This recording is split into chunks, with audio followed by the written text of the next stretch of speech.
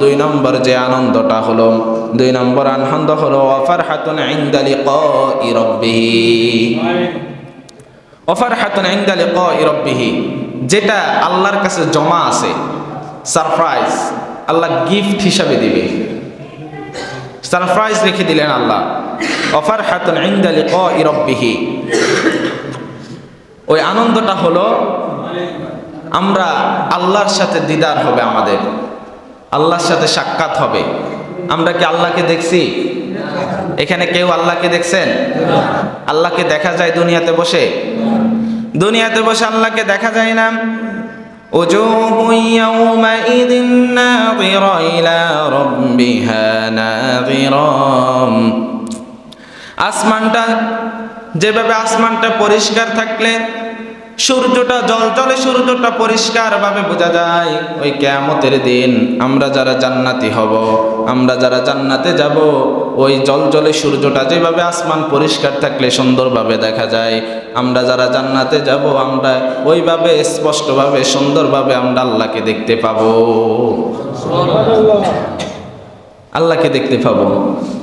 যে রবের জন্য সেজদা দিলাম, যে রবকে খুশি করার জন্য রমজানের রোজা রাখলাম, যে রবকে খুশি করার জন্য নামাজ আদায় করলাম, যে রবকে খুশি করার জন্য না দেখে তার উপরে ঈমান আনলাম, যে রবকে না দেখে তার জন্য নামাজ পড়লাম, যে রবকে না দেখে তার জন্য রোজা রাখলাম, যে রবকে না দেখে সরল সঠিক পথে চললাম, যে রবকে না দেখে তার জন্য তাকে রাজি খুশি করার জন্য অন্যায় কাজ থেকে বিরত থাকলাম, ওই রবকে আমি ওই কিয়ামতের দিন দেখব। তার চাইতে আর খুশির বিষয় আছে? তার চাইতে আনন্দের বিষয় আছে আর কিছু? আল্লাহর সাথে আমাদের দেখা হবে, সুবহানাল্লাহ। সেদিন আল্লাহর সাথে আমাদের দেখা হবে। আল্লাহর সাথে দেখা হলে আমাদের আর কিছু লাগবে না। আর কিছু লাগবে? এর চাইতে আর বড় আনন্দ কি? আমি আল্লাহকে দেখব। তাহলে রোজাদারের জন্য দুইটা আনন্দ। একটা আনন্দ হচ্ছে ঈদুল ফিতর, সেই ঈদের দিন সর্বপ্রথম 30টা রোজা রাখার পরে সর্বপ্রথম সে সকালবেলা কিছু খেলো। আর দুই নম্বর হলো ফারহাতুন ইনদা লিকাই রাব্বিহি, তার রবের সাথে তার সাথে সাক্ষাৎ হবে।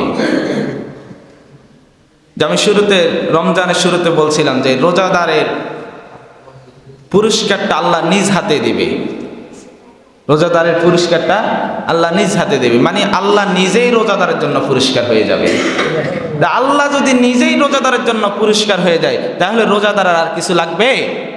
যার আল্লাহ আছে সাথে তার আর কিছু লাগবে? সমস্ত পথ তার জন্য ক্লিয়ার।